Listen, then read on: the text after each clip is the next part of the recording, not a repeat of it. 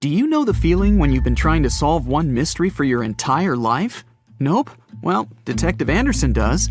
During almost 30 years of working for the police, he solved many riddles, caught hundreds of robbers, and helped save thousands of lives. There's a huge number of successfully solved cases on his record. At the age of 25, he caught a thief who changed his own face with plastic surgery once a year. When Anderson was 30, prisoners started breaking from jails all over the world. The detective successfully solved this case. At the age of 38, he discovered the secret base of a forbidden order in a volcano's mouth. By his 50s, he managed to explain all the most inexplicable things in the world. But there was something he couldn't solve. These were two mysteries from the 50s, cases of missing planes. All these years, Anderson has been scrolling through the details of this puzzle. Unfortunately, he was too young when this story began. All he had were guesses and notes. But today, a sudden thought struck him. For the first time in many years, he felt that he could finally solve this mystery. But to do this, he had to immerse himself in this story again. So he opened the closet and pulled out two old magazines with detailed articles about these incidents. The first one happened in the summer of 1955. July 1st, PanAm Flight 914 was about to depart from New York Airport with 61 people on board. The plane model was a Douglas DC-4. It differed from modern aircraft, having giant propellers instead of turbines. So, all passengers fastened their seatbelts. The plane started taxiing down the runway, sped up, and took off. It went high into the sky and out of sight. Its destination was Florida. The flight time would be 3 hours. Dispatching services were watching the plane on their radar when suddenly, PanAm 914 disappeared. The operator tried to contact the pilot but received no response. New York reported this to Florida. They said they couldn't see the plane either. Usually, pilots notify via radio if a plane crashes or gets into a storm. But this time, just nothing. After several unsuccessful attempts to establish the connection, they deployed large-scale search operations. Communication with the plane was interrupted when it was flying over the Atlantic Ocean. Therefore, the air company had to admit the aircraft crashed into the water. But this version had no proof. When planes fall that way, rescuers find floating debris. Some parts of the cabin or luggage always get to the surface. This time, rescuers found nothing. The plane didn't transmit any distress signals and didn't leave any traces of the crash. It seemed like it just disappeared into thin air. People forgot about this disaster for 37 years. And then, something bizarre happened. 1992, Venezuela, Caracas Airport. The control tower received a signal about an unknown aircraft approaching them. It was weird because it wasn't supposed to be there. There were no flights scheduled for that time. The plane was landing. The dispatcher and the rest of the airport staff understood that something was wrong here. The plane looked old, with huge propellers instead of turbines. After landing, the pilot contacted the airport. Where are we?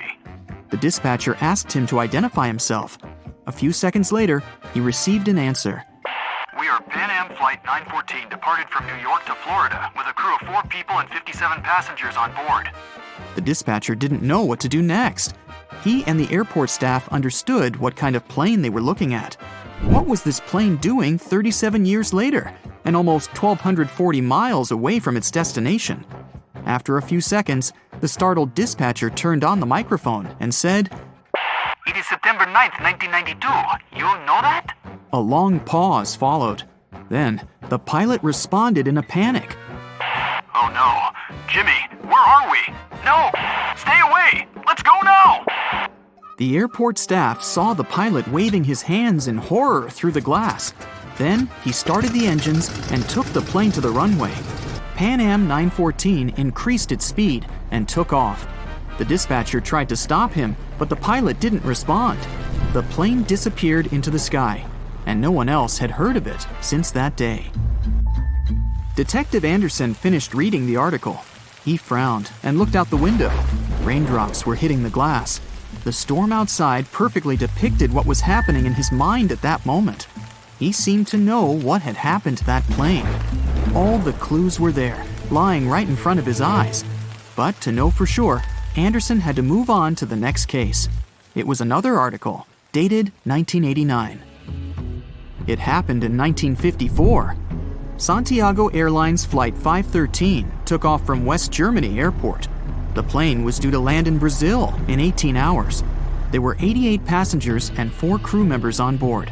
The plane hid behind the clouds and disappeared from all radar.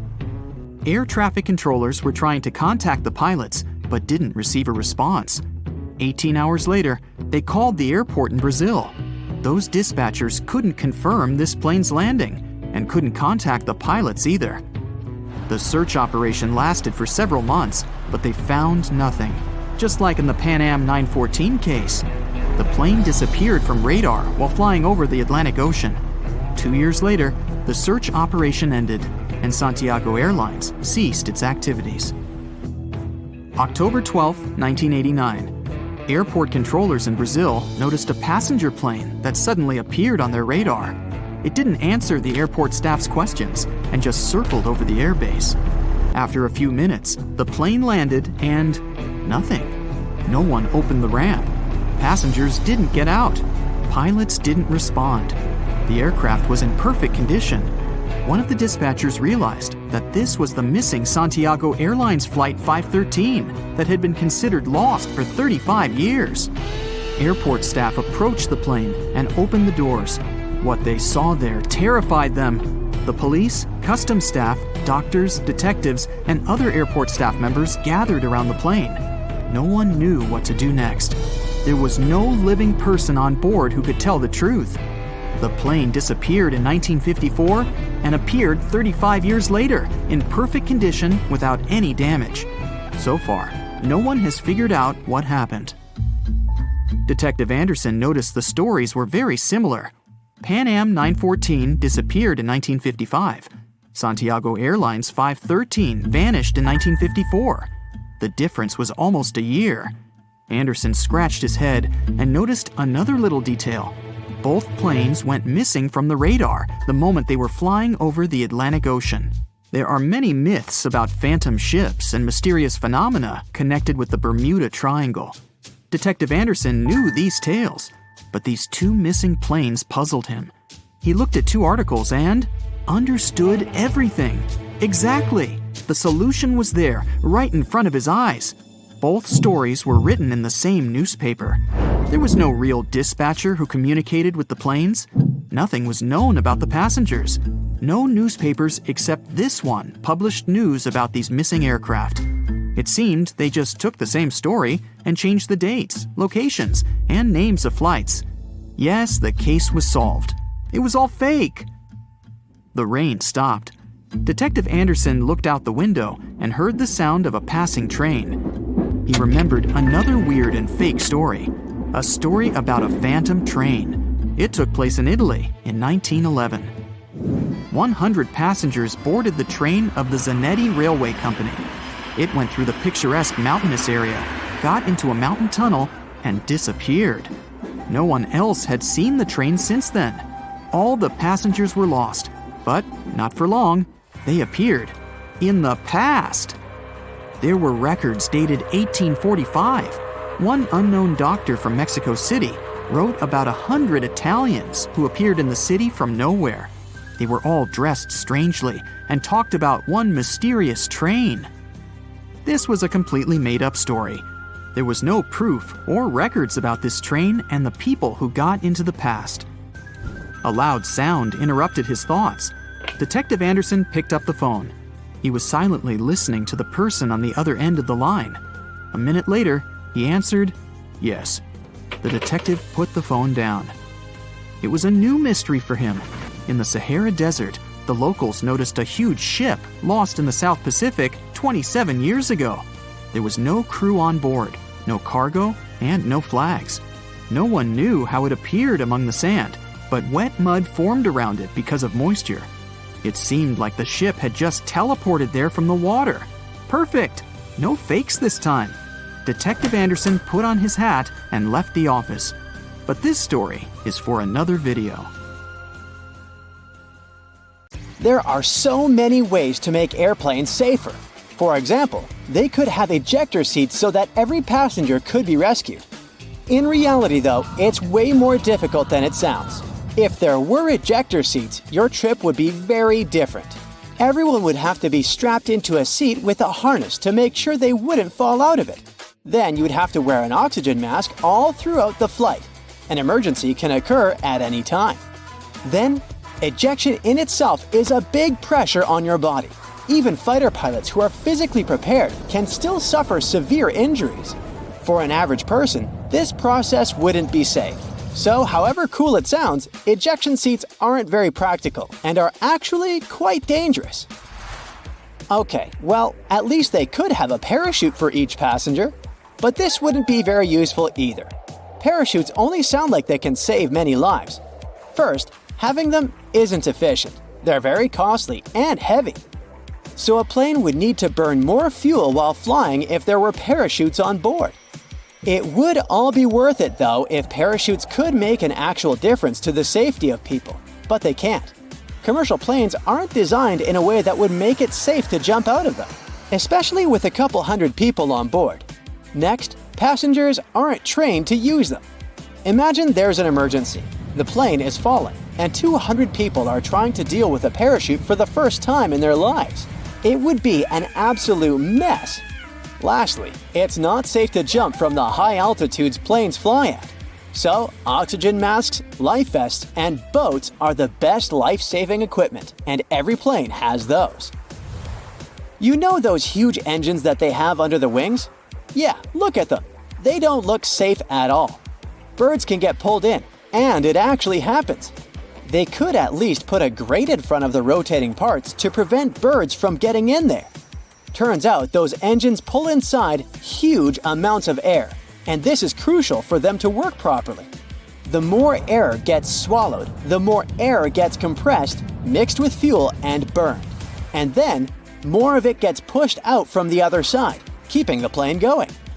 A cover at the front would be a barrier, significantly reducing the air inflow that is crucial for the proper work of the engines, and this would endanger the passengers. But hey, don't be too upset. Birds fly way lower than planes do, so they're only in danger for a few minutes at the beginning of the flight while the plane is climbing altitude, and at the very end when the plane is landing. So very few of them ever get pulled in, and if they do, it's never a threat to the engines or passenger safety. Planes also don't change up the gears like cars do, so technically they can't go backwards. The reason for this is that planes don't need to go backward. They can just turn around and move in the opposite direction, but face first. The only time when they need to move backward is when they have to get to the gate. And for those times, there's help. Pushback tractors. Those are small vehicles that can connect to airplanes and move them in the required direction. Watch out for those next time you fly. But technically speaking, planes can go backward if the engines start pushing the air forward instead of backward. But this is very dangerous for everyone around. One of the very few cases when they do it is during landing, to help slow the airplane down. There are cameras on the outside that let pilots navigate taxiways better. They come in especially handy during tricky maneuvering. But do you know there are also cameras in airplane cabins? You can relax, there are no cameras in the lavatories.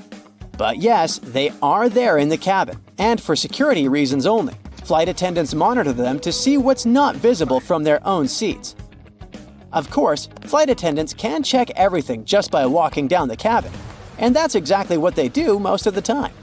So, cameras are mostly used during takeoff and landing, when everyone, including flight attendants, is supposed to sit down, as those are the most dangerous stages of a flight. Notice that it's exactly during these stages that the rules are particularly strict. All electronic devices should be turned off or put on airplane mode, and big electronic devices should be stored away. Window blinds should be raised and tables folded. Seats should be put in the upright position. You need to have your seatbelt fastened, and so on. This is all done for safety and to ensure fast evacuation in case of emergency. So let's discuss these rules. Airplane mode on electronic devices is important to make sure that the signals that devices transmit don't interfere with the plane's electronic systems. If they interfere, they will block the radio's frequency pilots need to get their instructions. Do you remember that clicking sound a speaker makes right before your cell phone gets a call if the two devices are close? This is the sound pilots might hear while communicating with air traffic control. Now, putting away large devices like laptops is important because they might turn into obstacles if you need to get out of the plane fast in case of an emergency. All the pathways should be as clear as possible. This is why everything should be packed away, seats straightened, and tables folded. There should be nothing blocking anyone's way. And lastly, window blinds. The lights on the airplane get turned off too. Those two things are done to make sure your eyes get used to the natural light outside the aircraft. Imagine it's night, some emergency happens, and the lights that were left on suddenly go off. People need to evacuate as fast as possible, but their eyes aren't adjusted to the dark yet, and they can't see anything. This will slow everyone down. If the lights inside are out, people get used to the darkness and will be able to evacuate faster. The same goes for window blinds. If it's day and they are raised, people are used to the light outside and can evacuate faster. Another reason is that when blinds are raised during landing, people outside can see what's going on inside the plane. For example, if there's fire or smoke and where exactly.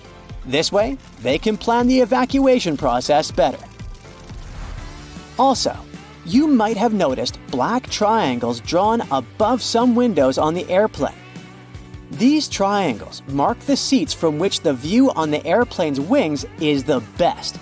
It's needed for the crew to find the spot as fast as possible if, in case of emergency, they need to inspect the engines, slats, or flaps. This little triangle saves the plane crew a lot of time. We do talk about emergencies a lot, but they really don't happen often. It's more dangerous to drive a car than to fly by plane, and most of us get in the car every day. Yet, the fear of flying is still very much out there, and people can get superstitious. In many cultures, the number 13 is considered unlucky. So, airplane companies that often fly to those destinations just omit row 13. It's a small thing to do, but it can spare a few anxious passengers who happen to sit in row 13. In other cultures, like in Italy and Brazil, 17 is the unlucky number, and some aircraft have both rows 13 and 17 missing. In airplanes that fly to China, they can often omit row 14 instead. It's 1898, and you're taking part in excavations in Saqqara. This place, not far away from Cairo, is full of ancient tombs and pyramids. You're in your Indiana Jones mood and hope to find something really phenomenal to become famous. Gold, manuscripts, treasure maps, mummies of famous pharaohs. Wait, a wooden bird? You're really disappointed as it looks like a regular toy. An old one, but still. Little do you know that years later, someone would propose that your bird was actually an ancient monoplane. So the artifact, nicknamed the Saqqara bird, is made of a sycamore tree. The birdie has a wingspan of just 7 inches and weighs around 40 grams. A perfect original souvenir from Egypt, I would say. It's over 2,000 years old and looks pretty plain, without any carvings of feathers or other intricate ornaments. It has a beak and eyes though, which makes our find look like a hawk, the emblem of the deity Horus. Its tail is rather unusual as it's squared, looks weirdly upright, and it seems like the sunken part of it was the place for a now missing piece. Humans love solving a good mystery, so there have been several attempts to explain the use of the birdie. First, quite simply, is that it was a ceremonial object. The second idea is that it was a toy for a child from some well-off family. It could have been some sort of boomerang, which was a popular concept in ancient Egypt. Then there was a theory that the bird had been used as a weather vane, But this one has been debunked as the figure doesn't have any holes or markings, except for the one made at the museum in Cairo to fix the exhibit on a stick. So there was no way to hang it in the past. Almost a century after the bird was found, Egyptologist Dr. Khalil Masiha proposed a new theory that it could have been a model of a monoplane. He believed the bird was missing a horizontal tailplane.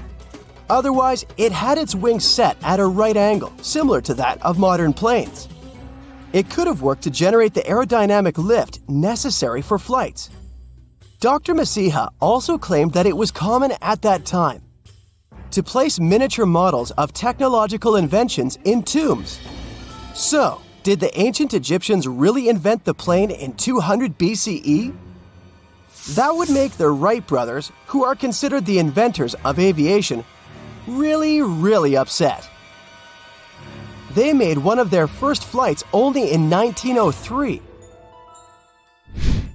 There's just one way to know for sure, and that is to test the model. But you know, the ancient museum in Cairo would unlikely let one of their cherished exhibits fly around like a toy.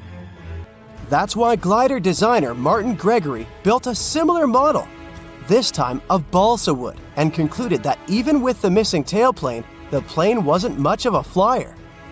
Case solved? Not really. This didn't sound convincing enough to the History Channel, so they invited an aerodynamics expert to build another replica of the bird. He tested it in weather conditions similar to those in Egypt and was impressed with the little plane's abilities. So, if they did invent the prototype of a plane back in the times of pharaohs, it would be a good example of an oupart. That's an out-of-place artifact, an object that's way ahead of its time in terms of technology or history. And the Saqqara bird isn't the only example of such a revolutionary concept. In 1901, a group of divers retrieved the Antikythera mechanism from an underwater shipwreck near the Greek island of Antikythera. It's been dubbed the world's first analog computer, and it's currently dated around 100 BCE.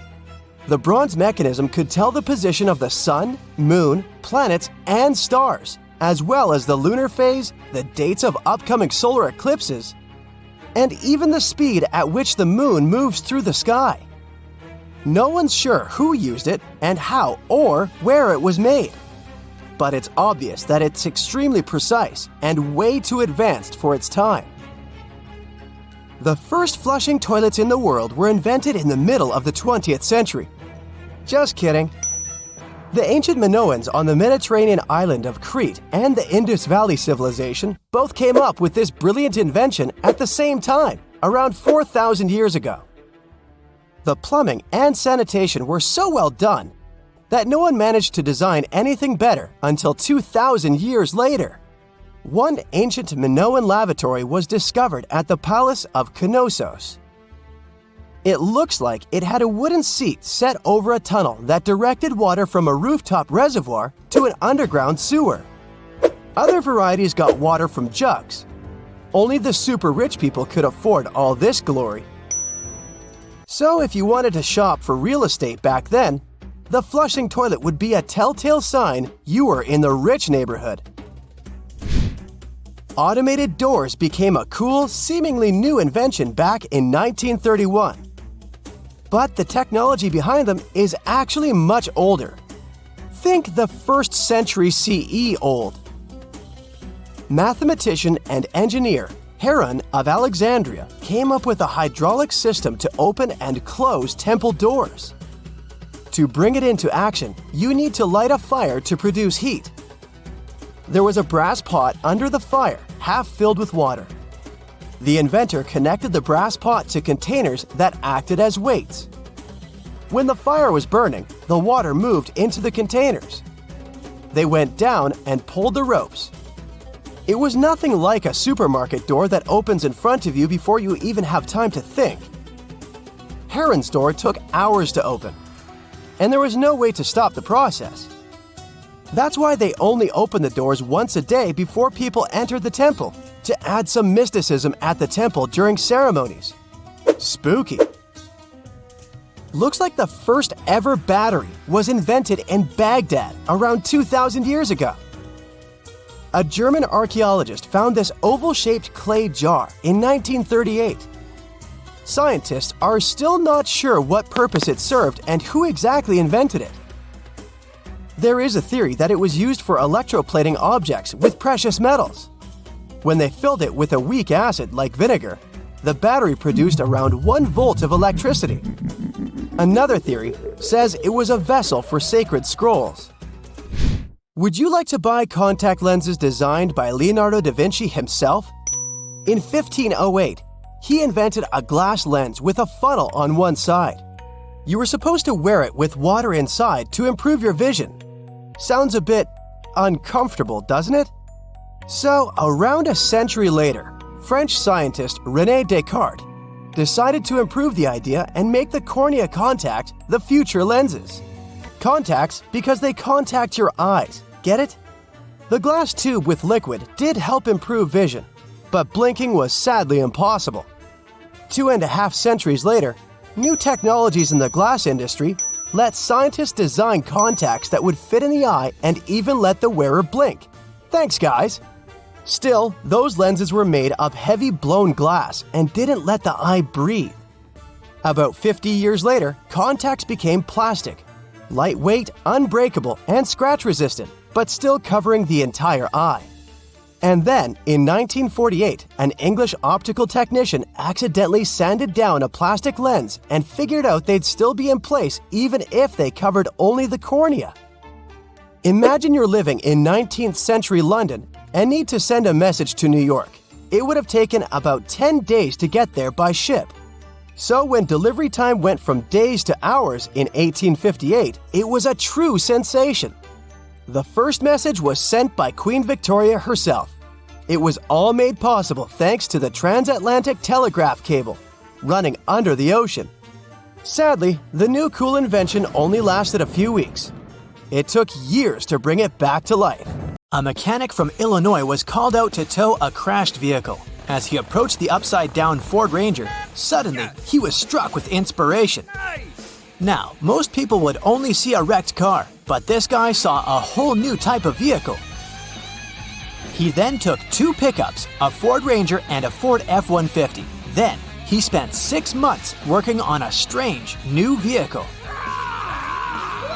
With the 2 cars combined, he created the illusion that there was only one. With enough room for passengers, it's even legally approved to drive along the road.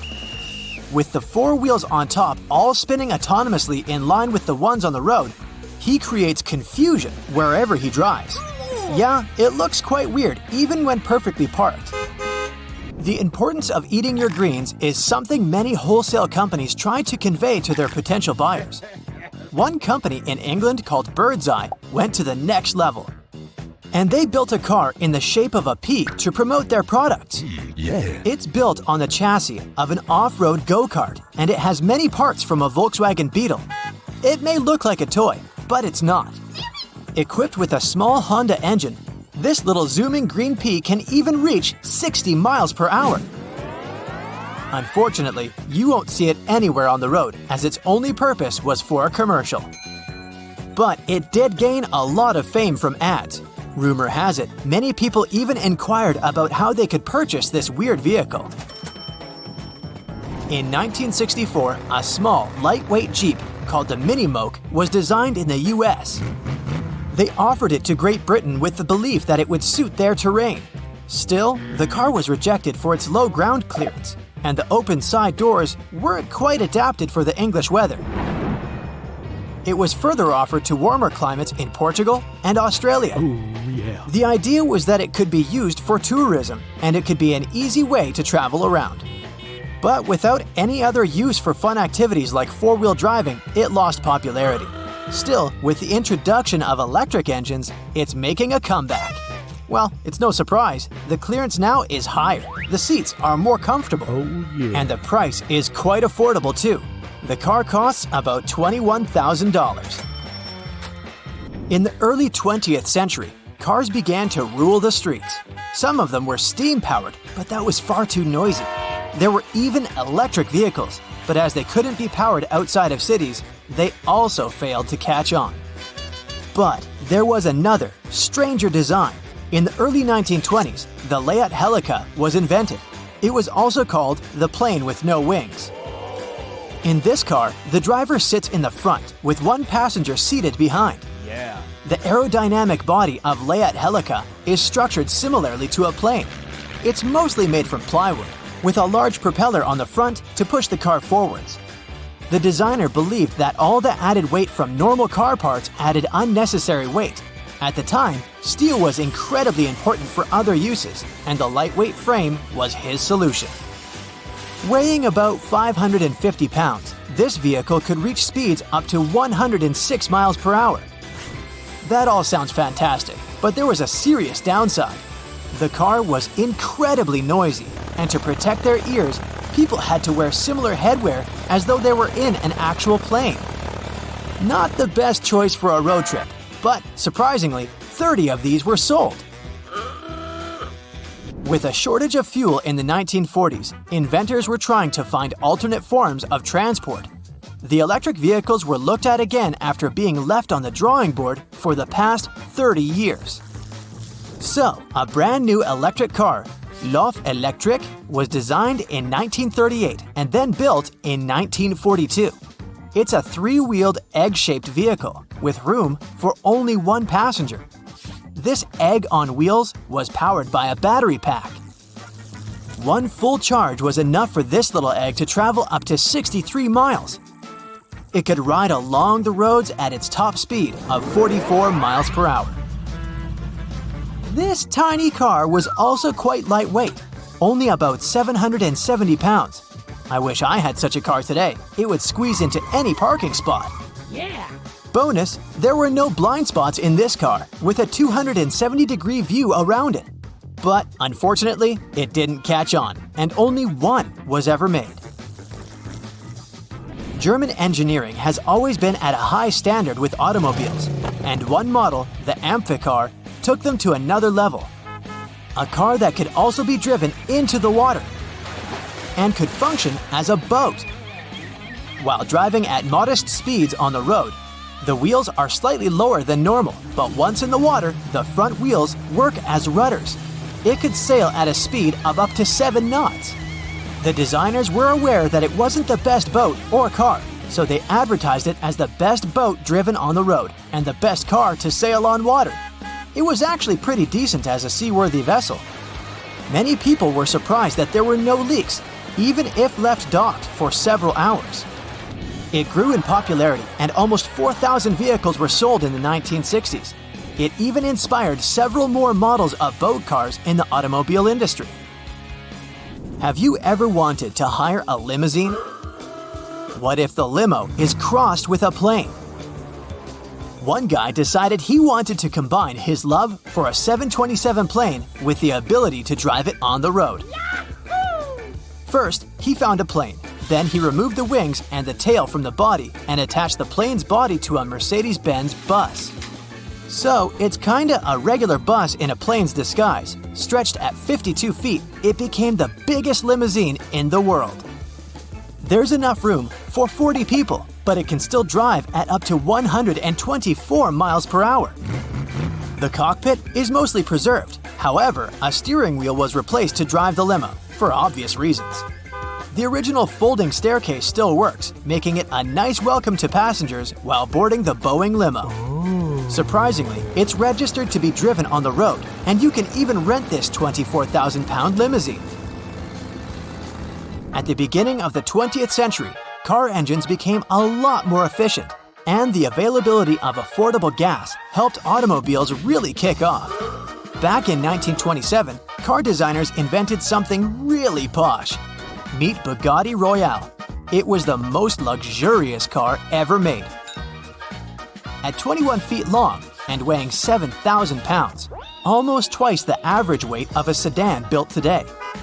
However, at the time of its creation, there was a great decline in the economies around the world. Unfortunately, this lavish car wasn't a success. Even the royalty of Europe had no interest in such an extravagant purchase. 25 had been planned to be made, But as interest faded, only 3 were sold. The production line ceased with only 7 built in the end. The engine design was based on a French aircraft engine and is the largest ever built. But following the failure of the Bugatti Royale, the remaining engines were reused for newly built high-speed rail cars for the French railway system. In 1930, an inventor, John Archibald Purves, created something he believed will be the high-speed vehicle of the future. He got his inspiration from designs made by Leonardo da Vinci. John felt that the brilliant man was onto something. He then created the Dynasphere, a mono-wheeled vehicle that ran on electricity. This 10 feet high singular wheel, made from lattice iron and covered in leather, weighed around 1,000 pounds. The driver's seat and the motor are connected and mounted on wheels. At first, steering was only possible when the driver leaned to either side, but later, a steering wheel was implemented to make it easier. It could reach up to 30 miles per hour. There was some interest in it as a fun activity for the beach. And a modified version with 8 seats was also made. But unfortunately, the designer's vision of giant wheels covering the highways instead of cars didn't come true. Probably because he has yet to find a way to stop it from moving, other than running into something. Want to catch a glimpse of what flying might look like in the future? Then you're in the right place. Economy class lie-flat bunk beds, vertical flying vehicles, AI-powered in-flight meal service. Buckle up and let's start our flight. But first, I need to ask you, have you ever heard of the Crystal Cabin Awards? Oh, those are like the Oscars of aviation interior design. And here are some of the most recent winners. Meet Skynest, a lie-flat bed for people traveling in economy class. These nests are supposed to be used on long-haul flights. The design is based on a sleep pod island located in the middle of the plane. And you can book a 4-hour time slot if you want to take a real nap during your flight. The best news is that this design is likely to be introduced next year. While traveling in premium economy on long routes, you'll be able to use smarter seating design. It includes wider seats and twin armrests, which means no more fighting for space with your neighbors. Plus, there will be fully flexible rows with cushions that can be elevated, creating lie-flat beds. Lufthansa Group has promised that premium passengers will be able to book suites with double beds and travel on temperature-controllable heated or cooled seats. As you see, these days, airline companies are working hard on new designs of aircraft cabins, and it might impact the entire future of air travel. At the moment, they focus on travelers' experience within the walls of the plane. As a result, we have some mind-boggling products. Check out Singapore Airlines first-class suites, or Air France's La Première cabin, which is believed to become one of the best first-class cabins in the skies. It's going to feature suites equipped with separate sofas and chairs, and each suite will have 5 windows along the cabin wall. This will make it the longest first-class suite in the world. But then, Airbus went and patented the idea of a more interactive flight experience, especially for those lucky passengers occupying window seats. With the help of special eye-tracking equipment, the aircraft might be able to highlight significant objects you're looking at and provide you with detailed information, appearing on a semi-transparent display on the window. The patent also claims that you could send data to devices connected by Bluetooth or Wi-Fi. This way, takeoffs and landings would get much more exciting, and you'd be able to get information about a new country or city. Qatar Airlines, in turn, came up with the idea of Q suites. It looks like this. On the sides, you have individual suites, while the middle part can be transformed. You can choose to have a double suite to travel together with your partner, or you can have some private space, or even move the walls and turn the place into a quad suite that you can use for a meeting. There might also be some improvements in economy class. They're bound to bring more comfort, especially on a long-haul flight. A company called Zodiac Seats filed a patent based on a zigzag configuration of seats. look at this aisle, which contains 3 and 4 seats, with each of them facing in the opposite direction. This allows for way more shoulder space than regular seating.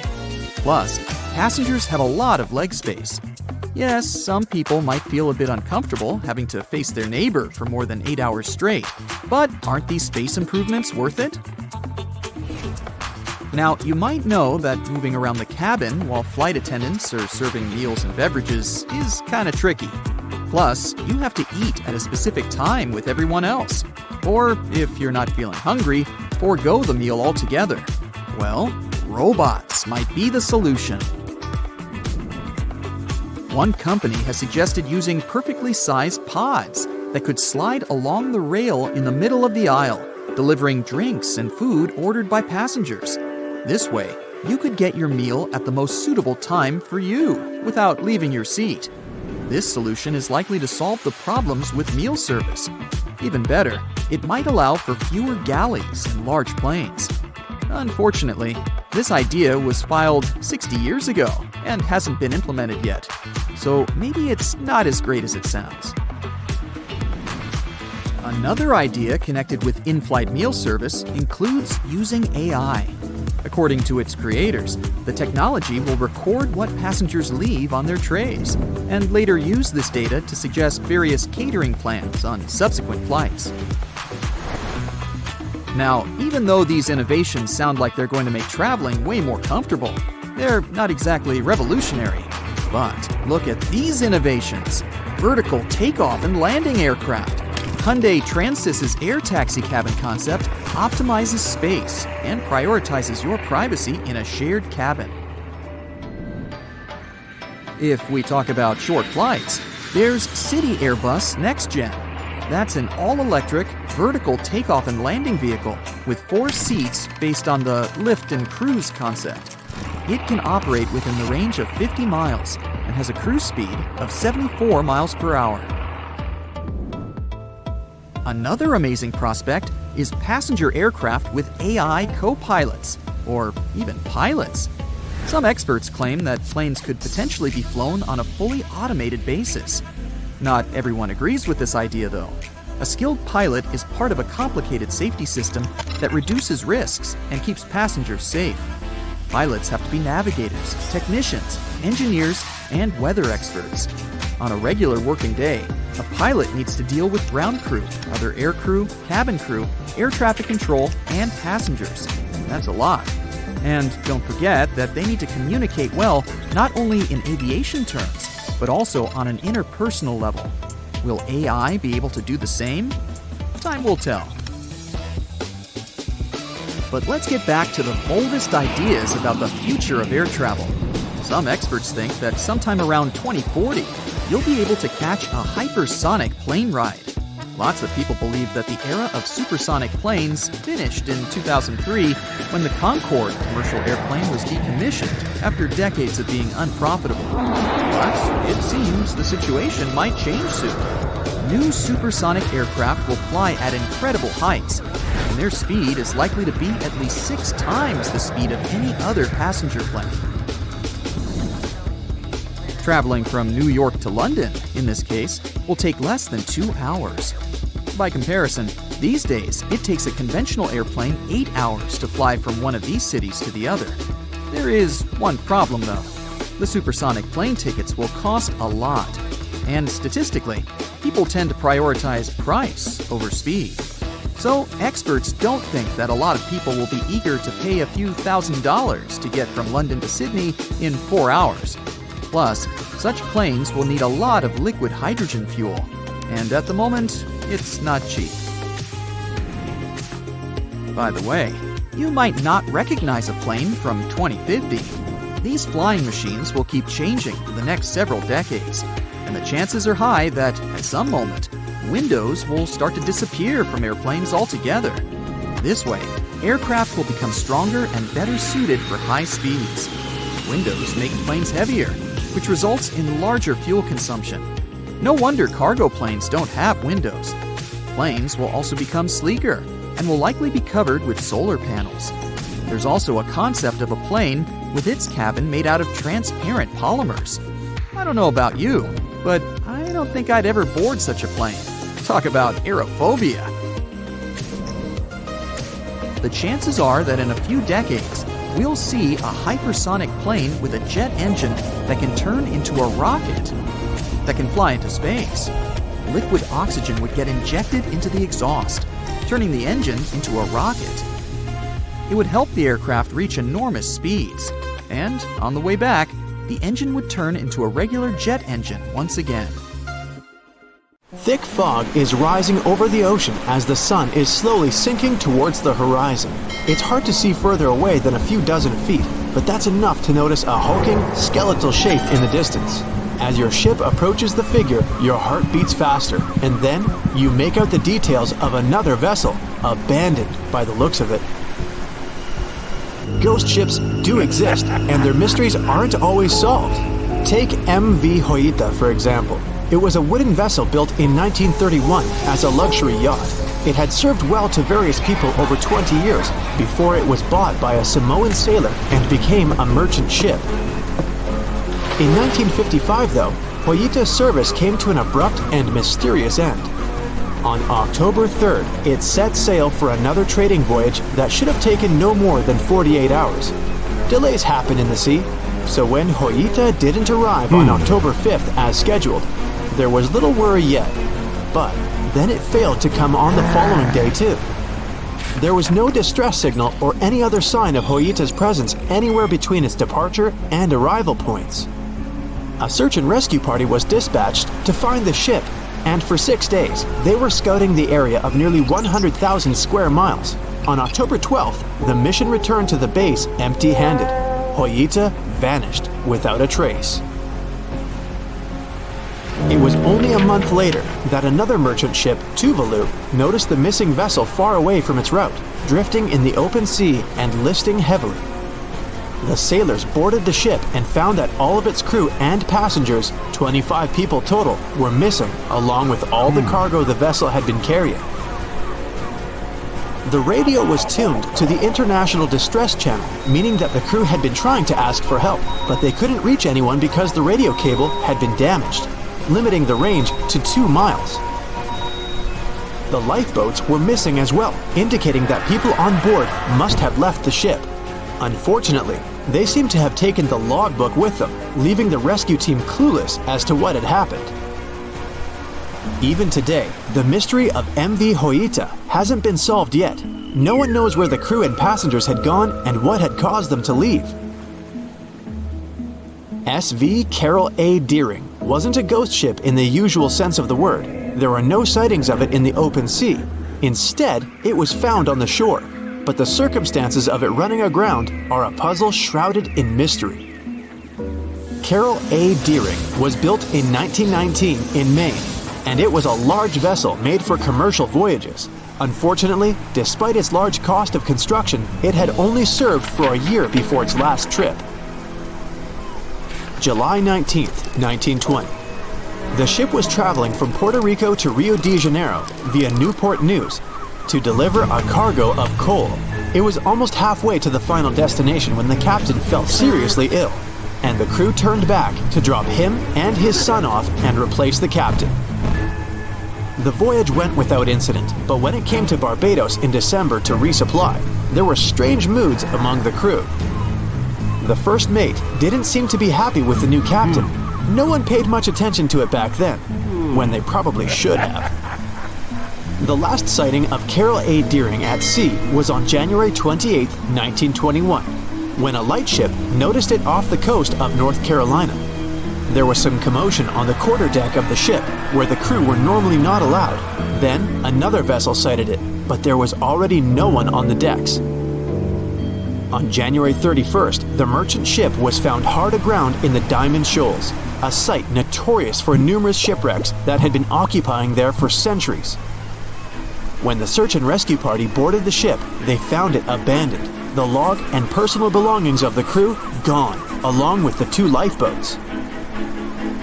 There is still no answer to what happened on board of Carroll A. Deering that January, although the most popular version was mutiny. Maybe we'll never find out the truth though. SS Baychimo is perhaps one of the most notable ghost ships in history. This large cargo steamer was built in 1914 in Sweden and plodded its way dutifully over 16 years, trading provisions for pelts with native tribes of Alaska and Canada. But then, on October 1st, 1931, Baychimo got caught in pack ice. At first, it seemed the crew would be able to wait it out and continue on their route because the ship broke free in a couple of days. But in less than a week, it became caught again, this time for good. In another week, a rescue party was sent to fetch 22 of the Baychimo's crew, while another 15 remained behind to wait through the winter if necessary and get the ship back. But a month later, after a powerful blizzard struck their camp, the sailors went out of their shelters only to find the ship gone. Luckily, a few days later, a native hunter told that Baychimo hadn't been lost yet. He'd seen it about 45 miles from where they had been stationed. They managed to track it down, but decided the ship wouldn't survive the winter. So they took the most valuable cargo from its hold and abandoned it. They were wrong though. SS Baychimo did survive that winter, and many more that followed. When the ice broke, it sailed away on its own, drifting listlessly along the shores of Canada and Alaska. There were numerous sightings of the ghost ship, sometimes adrift in the open sea, and at other times stuck in the pack ice again. People attempted to board and salvage it, but weather conditions or lack of equipment always prevented them. SS Baychimo was last sighted by native Alaskans in 1969, 38 years after its abandonment. What became of it later remains unknown. The story of SS Ourang Medan is one of the most puzzling and harrowing ghost ship stories of the 20th century. No one even knows for sure if the ship even existed in the first place. It wasn't recorded in Lloyd's Shipping, the International Register of Ships, which makes it either a tall tale or a vessel that avoided being officially recognized for some shady reasons. In any case, the accounts as to what happened to the Medan vary. According to most reports, it was carrying some unknown cargo in the Indonesian waters when a distress call was received by another ship in the vicinity. The officer on duty heard an SOS message, but its contents are different depending on the accounts. The message did not repeat, and the crew of Medan didn't answer to any attempts to contact it back. The ship that received the distress call hurried to the rescue, but they only reached the vessel the following day, when it was already drifting and slightly listing. When the rescuers boarded the ship, they found that none of the crew had survived. However, one lifeboat was missing, which implied that there was at least one crew member who managed to escape. What happened to the rest of the people on board remains a mystery to this day. Still, there are no hard facts about this story, so we might never find out whether SS Ourang Medan was actually a ship and not a thing of fiction. SV Zebrina was a 3-mast sailing barge built in 1873 for river trade ships in South America. She served for well over 4 decades, proving to be a sturdy and reliable ship. It was later transferred to Europe, where it continued serving its purpose well. But then, in October 1917, Zebrina set sail on a regular voyage only to be found ashore several days later. Mysteriously, although the ship was perfectly intact, the entire crew of 5 and the captain were gone. There is no direct evidence or hard facts as to what really happened that day. The most convincing theory is that the crew were washed away from the deck because of an underwater explosion. And then the ship sailed ahead without them, but the truth, as always, remains unknown.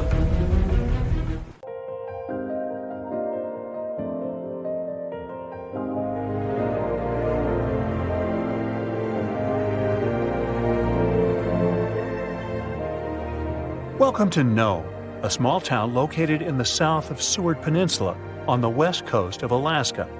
If you live here, I'll bet you say there's no place like Nome. Well, maybe not. It's cold and snowy here, and no roads connect this town with other settlements. And with the onset of night, locals have disappeared here without a trace. Perhaps that's why only 3,500 people live here. Well, let's investigate this case. People disappear in cities for assorted reasons, but it was Nome who attracted the attention of the public. From 1960 to 2004, some 24 people went missing there. That number is statistically too big for such a small population. People just didn't come home in the morning, and no one knew what had happened to them. All the locals in small towns like Nome know each other. There are almost no strangers here, as it's difficult to get to Nome. There are no roads and no ferry crossing. All roads from Nome break off and lead to beautiful natural landscapes unspoiled by human mammals. You can get there and back by plane. And this is not some passenger jet, but a small biplane. Another way to get there is by snowmobile. By the way, Nome is the ultimate point of the famous dog sled race, the Iditarod. Also, you can pay locals from neighboring villages and towns to bring you to Nome by motorboat. But despite this, the town has become quite famous. The frequent disappearance of people finally got needed attention. The whole world found out about Nome, and in 2009, Hollywood even made a movie about it. For a long time, no one could solve the mystery. The police had no clues, no witnesses, nothing. There are long, cold nights here in winter, and the air becomes so cold that a glass of water freezes in minutes. Snow can fall constantly. Therefore, if someone leaves the town at night, snow will sweep all traces away by the morning. Of course, people began to come up with their own theories. The most popular one was about someone who took people away by force. The police didn't find any evidence that some person could do it. So, if it's not a human, it could be some beast. And again, police found no evidence to support this version. After that, people started thinking that creatures from other planets caused these disappearances. Many locals were sure that the town was a popular destination for extraterrestrial spaceships. The plot of the Hollywood movie The Fourth Kind was based on this version. More time passed. Finally, the police and the FBI launched a large-scale investigation, and they uncovered the truth. They realized that the stories about missing people were exaggerated. The popularity of Nome and the constant talk about fantastic things made people believe in the reality of these versions. Now, let's assume that some of the appearances were made up. But still, many people are gone. What about them? The answer is bars and harsh weather. Entertainment venues are open at night. Some locals have fun, leave the bar, and go home. At this moment, a heavy snowstorm begins. Visibility drops to zero, and the strong wind knocks you down. This way, a person might simply get lost. And that's it. The truth turned out stranger than most versions.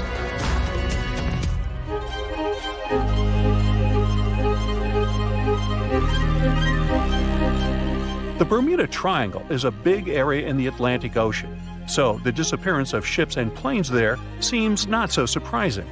But it's much creepier when it happens on a lake. Let's visit the Lake Michigan Triangle. It's located between Michigan and Wisconsin. For a couple of centuries, terrible things have been happening here. People put the same legends around this place as around the Bermuda Triangle. They reported unexplained phenomena and saw flying objects above the lake's surface. Some believe that the triangle is a time portal. Of course, no theories have been confirmed, but strange cases have occurred on the triangle territory. One happened in 1950, when a Northwest Airlines plane with 108 passengers disappeared without a trace during a flight over the lake. Police officers saw a red light over the lake 2 hours after the plane's last communication. The aircraft probably crashed, but rescuers didn't find any passengers or wreckage. All that's left was just an oil stain on the water. Many ships and boats disappeared there, but one of the strangest cases occurred on April 28, 1937. It was midnight. One ship was sailing through this lake. Captain George Donner went to sleep in his cabin after a hard day's work. 3 hours later, the vessel was approaching the port. One of the crew members went to the captain's cabin to wake him up. The door was locked from the inside. The assistant knocked, but no one answered. When he suspected that something had happened to the captain, the assistant unlocked the door. He got into the cabin, but there was no captain there. He seemed to have disappeared into thin air. The crew couldn't find him. Since then, the eerie disappearance of Captain George Donner remains unexplained. Meet David Paulides.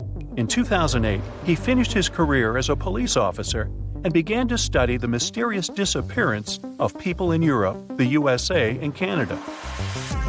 He found out that most people went missing in the U.S. national parks. Over the past 150 years, more than 1,100 tourists have vanished there. Many of them were experienced travelers who knew how to survive in harsh wild conditions. David has written about these mysterious vanishings. He pointed out that some of them didn't disappear, but were found alive. They woke up somewhere in the forest and didn't remember what had happened to them. The creepy detail of all these cases is that most missing persons were young. Another detail is that many went missing before hurricanes. There are too many riddles and not enough answers in this case. Then there's the Sargasso Sea in the northern part of the Atlantic Ocean. This is the only sea that doesn't have shores on land. It's called the sea only because it's defined by ocean currents. Also, golden brown algae grow in this area's bottom, making it seem like an orange spot in the middle of the endless ocean. The Sargasso Sea became famous because, in the 19th century, one of the most famous phantom ships in history sailed here. In 1872, a brigantine sailed through the Sargasso Sea. Its captain spotted another ship a few miles away. He lit a signal fire, but received no response. Then the captain decided to sail closer to find out what had happened. On the hull of the mysterious ship was the name Mary Celeste. The captain of the brigantine and several crew members went on board. They walked around the deck and looked into the cabins and the hold. Everything was in place, but there were no people. The cargo and barrels remained untouched, so pirates didn't attack the vessel. The only damaged thing on the ship were the sails. They were torn to shreds. All documents except the logbook were missing from the navigator's cabin. The last logbook entry was added on November 24, 1872. The crew of the ship was never found, and this was one of many cases.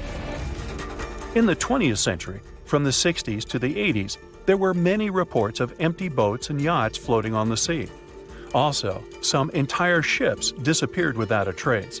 All these cases still remain a mystery. According to one version, the four-sided current forms water funnels. Whirlpools can quickly pull a ship into the depths of the sea. This explains the disappearance of boats. But what about cases when the vessel is still on the water without a crew? Sometimes these whirlpools can create wind vortices. They're like little tornadoes. What if these whirlwinds are powerful enough to throw people overboard and tear the sails? Yeah, the theory seems too fantastic. So, what do you think happened? It's 2018. You get up early in the morning to go ashore and catch some fish. You come to the spot you were yesterday, throw the hook into the sea, and wait. The float is twitching. You've caught some fish, but hey, hello? Why aren't you doing anything? Right now, you don't care about the fish. You're looking at something in the distance. You open your mouth in surprise since you see a huge ship stuck on a shoal. It wasn't here yesterday, so it got here at night. Okay, it'll probably sail away sooner or later. You fish for a few more hours. During this time, you observe the ship and notice no movement there. Is it empty? Boats and the Coastal Service are sailing from the shore to the vessel. You decide to check it out too. You get in your old boat and go there. The mist descends to the water, making the ship look creepy. The colossal vessel is rusty and empty. But where is the whole crew? And how did it get there? The Coast Guard comes on board. They search the hold, the cabins, and the upper deck. There's someone's stuff, some remnants of food supplies, notebooks, and clothes. Everything suggests the crew has disappeared for some reason. Fishers who noticed the vessel first didn't see anyone coming down from the board. No radio signals were sent to the port, and no one reported about the ship. It appeared here from nowhere. The only chance to get any information is to look at the number and name of the vessel. This is Sam Ratulangi PB 1600. The Coast Guard checks the information, studies the data of all the country ships, and no way. One company built the boat in 2001 in Indonesia. People used it to transport heavy loads across the seas around Asia. The ship had been properly operating for 8 years. People were delivering industrial goods to different points in the region. But something went wrong. In 2009, Sam Ratulangi was sailing near the coast of Taiwan, and that's it. There were no further records about it. There were no reports in any port. Everyone thought it must have drowned, so no one had been looking for it for years. And then, 9 years later, it appears here, big and rusty, off the coast of Myanmar, without sailors, without fuel. An investigation starts. City services are trying to find out the names of all the sailors working on the ship and find clues that would lead to solving this mystery. They also hope the ship owner will appear soon. They find 2 tow ropes on board. This means that some other ship towed Sam Ratulangi to this place. Then they identify and find 13 crew members. These people say they wanted to reach the factory in Bangladesh to repair Sam Ratulangi. Another vessel helped tow the ship, but then 2 cables tore off, and a storm began. No one wanted to stay on board during such weather, so the crew members left it. No one knows what the ship has been doing for the last 9 years, and how it was possible without people on board. And here's another, much more mysterious ship story. On February 16, 2020, locals found a large cargo ship stuck on a rocky shore off the coast of an Irish village. The boat looked rusty, with holes in the hull and rotten parts. People hadn't seen this vessel the day before, so it appeared there at night. The last time people saw the Alta cargo ship was a few months earlier, thousands of miles off the coast of Ireland. That day, the Alta was sailing in the waters of the Atlantic Ocean. Another ship, the MS Protector, noticed it. MS Protector crew members tried to contact the ship, but received no response. The people on board realized that they were facing an empty vessel.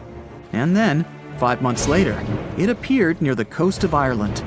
There are more questions than answers in this story, but we managed to find something out. In 2015, the Alta appeared and disappeared from the radar several times. Any ship has an internal tracking system, so people can track its route using satellites. But Alta crew members often disabled this system. Perhaps they were engaged in some illegal activity. Anyway, in 2017, the ship often sailed between the ports of Greek islands. Then, the tracking signal disappeared and appeared only 10 months later, off the coast of North Africa. During this time, the ship changed several flags. In September 2018, the Alta was southeast of Bermuda and headed for Haiti. Then, the crew started facing problems. First, the main engine failed right in the middle of the Atlantic Ocean. The ship began to drift. Several days passed, but the crew members weren't able to repair it. They began to run out of food and water supplies. The situation got even worse when they found out that a hurricane was approaching the place. Fortunately, they managed to contact the U.S. Coast Guard. A helicopter flew to the Alta on October 2nd to bring them some supplies. There was enough food for several days. Then, a rescue boat sailed to the ship. It evacuated all the sailors and delivered them to Puerto Rico before the hurricane. The Alta had to drift alone in the ocean. After a while, another ship approached the Alta to tow it to the shores of Guyana. But at this moment, everything went wrong. Someone stole the boat, disabled the tracking system, and sailed away in an unknown direction. After almost a year, the MS Protector found the empty Alta in the waters of the Atlantic Ocean. And then, 9 months later, the ship without a crew sailed to the shores of Ireland. How did it manage to travel across the Atlantic and get to the coast of Ireland? It's still a mystery. Maybe it was just luck. No one else saw the ship all this time. It was just covering huge distances, surviving storms. Who's the captain? What happened to the thieves? Who owns the ship now? One day, someone called the village administration and introduced themselves as the vessel owner. But that unknown person didn't provide any evidence. They found several barrels of oil on the ship, which they took away by helicopter. The Alta was rusting. Corrosion of metal could damage the environment. The vessel had no commercial value, yet it would have taken millions to get rid of it. There were 3 options for what to do: leave the ship where it was, tow it into the sea and let it sink, or disassemble it for scrap. But nature had its own plans. Storms and strong waves split the hull into two parts. The Alta was drifting without a crew in the waters of the Atlantic Ocean for about 2 years. But this is nothing compared to a ship that was traveling for 38 years. The record belongs to the SS Baychimo. It was a merchant vessel owned by some trading company. In 1931, the ship found itself on the ice off the coast of Alaska. Its movement slowed down. A thick layer of ice blocked the ship, and a strong storm only made the situation worse. The blizzard was so intense that the crew members couldn't see anything but a white veil in front of their eyes. Sailing any further was impossible. The team had to wait for the storm to end. They waited for a day, 2, 3 days. A week had passed, but the snowstorm was only getting stronger. Then, one day, it grew weaker. The crew members split into 2 teams. The first team went to the nearest city. The second group, along with the captain, stayed on board.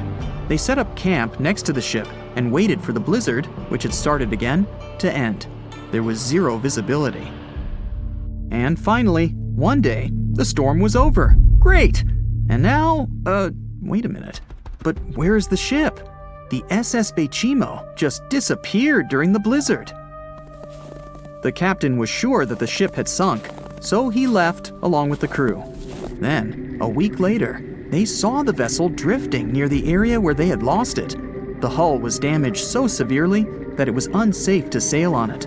Repairing the ship would be pointless and expensive, so the captain decided to abandon it. He was sure that it would go underwater sooner or later, but it stayed afloat for the next few days, the next few months, and a few years.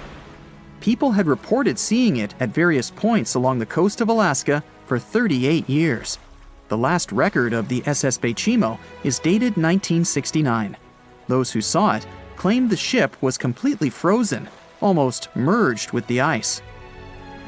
Some people planned to start an expedition to find the ship, but all attempts were unsuccessful.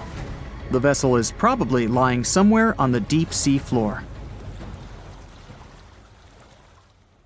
The theory of parallel worlds has been discussed in the scientific community for a very long time.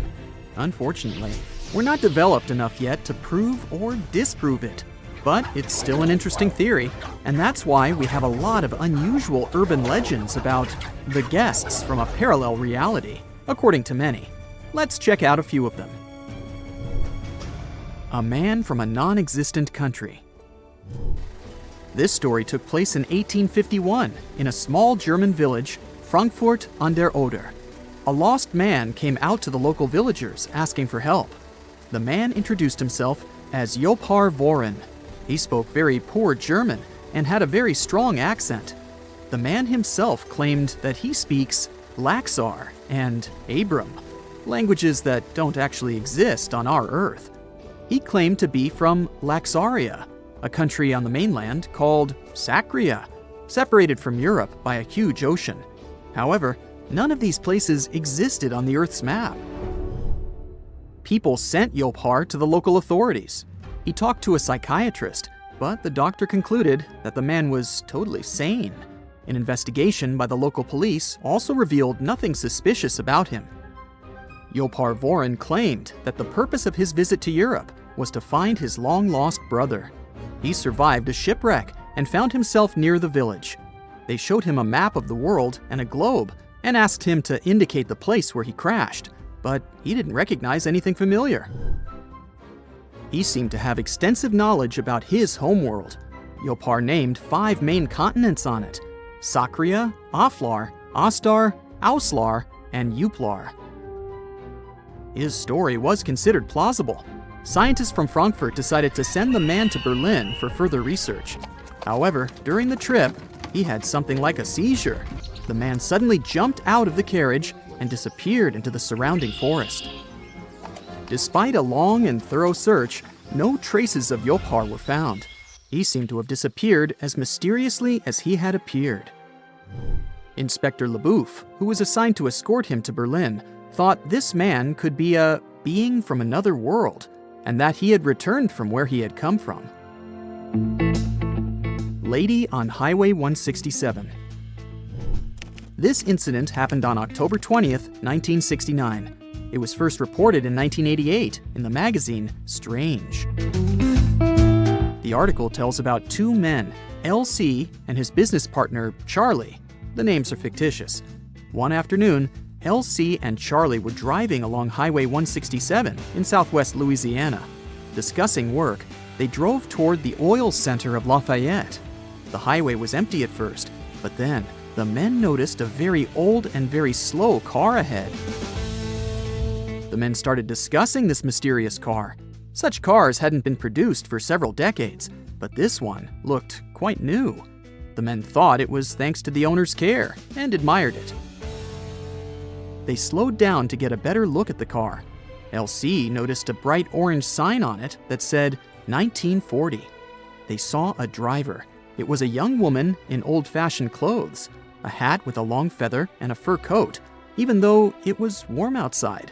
There was a child next to her, also dressed in a warm coat and a hat. LC and Charlie wanted to talk to her, but then they noticed the expression on her face. The woman was looking around in panic, almost on the verge of crying. LC called out to her and asked if she needed help. She nodded, and he gestured for her to park on the side of the road.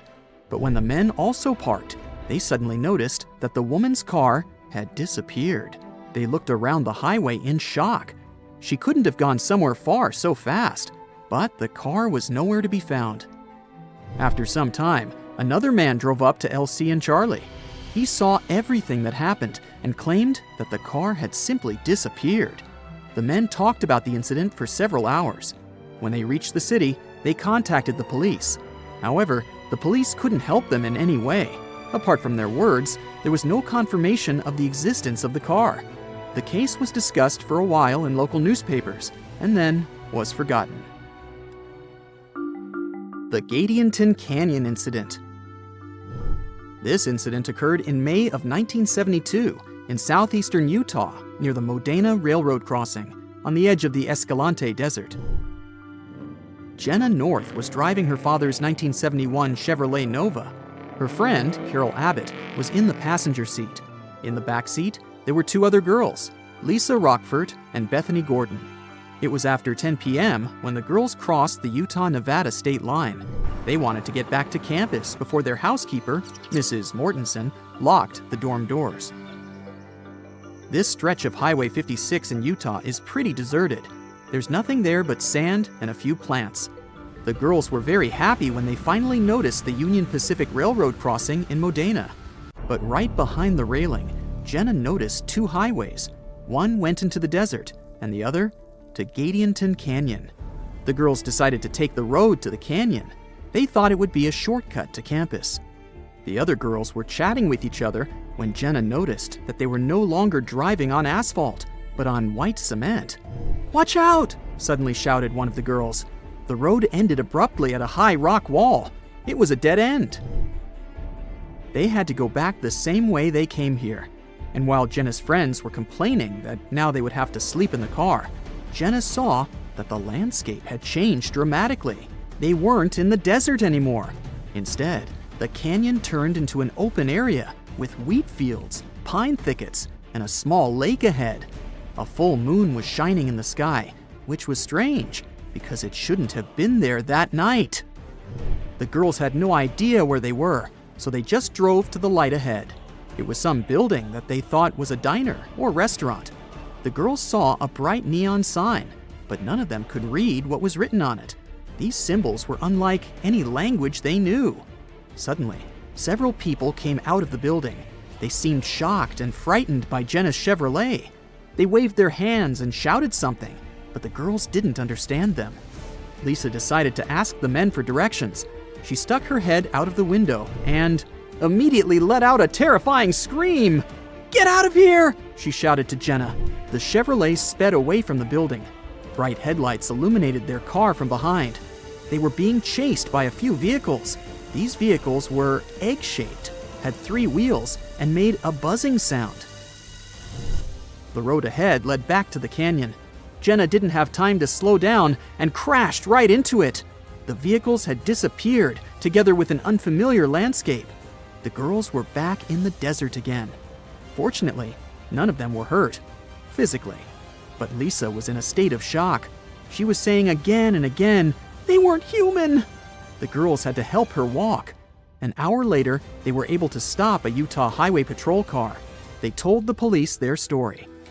The details of the report compiled by the police officer were complicated and confusing. During the investigation, the police couldn't figure out from the tire tracks exactly where the car went astray. The tracks ended very abruptly, as if the Chevrolet had suddenly disappeared. The police couldn't explain how the car could have driven 2 miles without leaving any traces, especially on such solid ground. There are still disputes about this story, but in the end, all versions and explanations of what happened are just guesses. Perhaps we'll never find out the truth. These were the urban legends about interdimensional traveling. Of course, there's no proof that any of these stories are real. Often the truth turns out to be very mundane. For example, the famous man from Taured, who people also called a guest from another reality, turned out to be a simple fraudster named John Allen Kuchar Zegrus. But even so, these stories are still very interesting. A lot of weird incidents have happened in the mysterious valley of Haizu ever since the 1950s. People even started comparing it to the infamous Bermuda Triangle. But are they really that similar? It all started when an airplane went missing here under circumstances no one can explain yet. They searched the location back and forth, but nothing appeared to have remained of the aircraft. And guess what? No one received any SOS messages from the team on board. And to top it off, the same year, a considerable number of tourists and local residents were lost here in the valley, never to be seen again. Speaking of the Bermuda Triangle, one can link its origin story to a series of mysterious disappearances of ships and aircraft, like the one that happened in 1945, when 5 planes and 14 people on board went missing in this location while doing routine training exercises. Even a thorough investigation didn't help to establish the cause of the incident. But that wasn't the end. Between 1945 and the mid-1980s, another 25 small planes went missing while going through the Bermuda Triangle, never to be seen again. And the search parties haven't recovered a single piece of these aircraft. The Bermuda Triangle isn't the only stretch of water that has claimed ships for good. In the Pacific Ocean, near Japan, there's a tricky portion of water that has earned the nickname the Devil's Sea. The best known out of all of these disappearances is that of a fishery patrol vessel that went missing in 1953. On board were 31 crew members and scientists who were looking to investigate a recently formed volcanic island. What happened to the ship and all the people on board? We'll never know, I guess, since they never found the ship or the crew members, and there was literally no trace of them left behind. Back in 1911, a standard train was scheduled to depart from a railway station in Rome, hoping to reach the city of Milan. Needless to say, none of the 106 passengers ever made it to the destination, and no one has ever seen them again. What happened to these people and to their train? Were they really lost forever? Some people seem to believe this isn't the case. As it was completing its journey, the train was supposed to pass through a long tunnel. It did enter it, but never came out the other end of the tunnel. Nothing was left of the train, and it seemed like it literally just vanished into thin air. Only 2 of the passengers were found, but they were quite unwell at the time, and their stories did not seem to make much sense. They spoke of a dense fog that they simply jumped out of because they got so scared. 15 years later, a story spread about a group of 104 Italian people that popped up in Mexico City, claiming they had arrived by train from Rome. If that's not weird enough, the story appears to have been reported back in 1845, 66 years before the train even departed in the first place. Of course, nobody at the time actually took these people seriously. But you can't help but wonder, did they actually time travel via the Roman tunnel, or is it just another urban myth?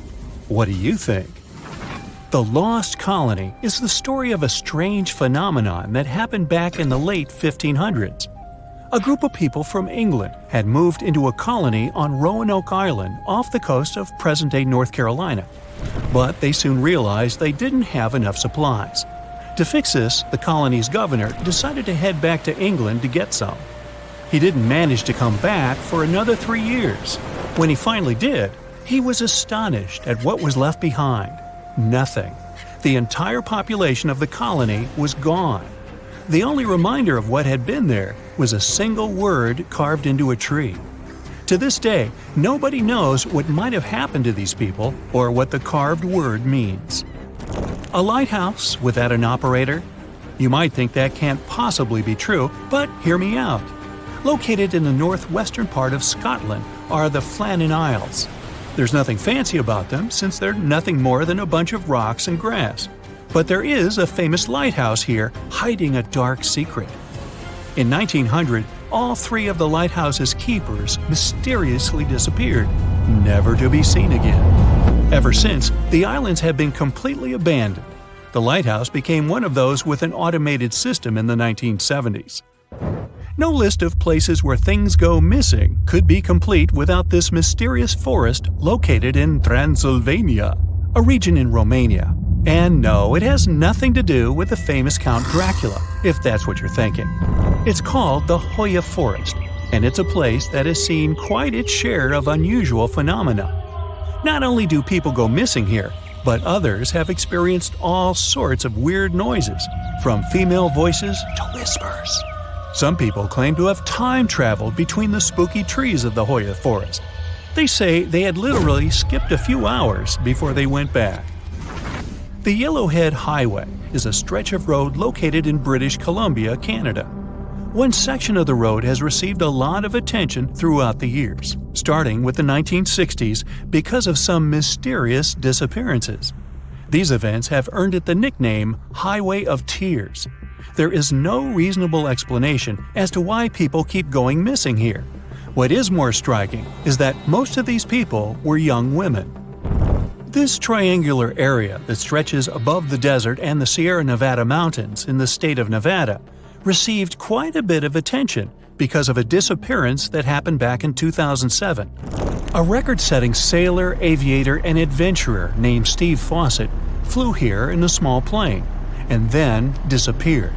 They searched for Fawcett intensively for months, but didn't find any traces of him or the aircraft. 1 year later, the mystery of Fawcett's fate was finally solved when a hiker came across his ID cards, and later a search party found the plane's wreckage. It's one of the most visited natural resorts in the world, but Yosemite National Park carries some dark secrets of its own. Despite its beauty and abundance of wildlife, a total of 45 people went missing right here in this location. No one knows what happened to them. Hey, maybe we should ask the local bears. They might know something. There are even stories of people that disappeared from one region of the park only to pop up in a completely different location. This hasn't stopped over 3 million people that visit the park each year from wandering around this location, though. Whenever a ship happens to sink, you'd expect to at least find pieces of it on the bottom of the sea, right? Well, not if you're traveling through Lake Superior. It's located along the border of the United States and Canada, and became famous because of the great number of ships that went missing here. It may have something to do with the stormy winds, of course, but that doesn't explain why some ships simply vanish altogether, without a single piece of them ever to be found, not even at the bottom of the lake. It does gather a lot of tourists each year, though.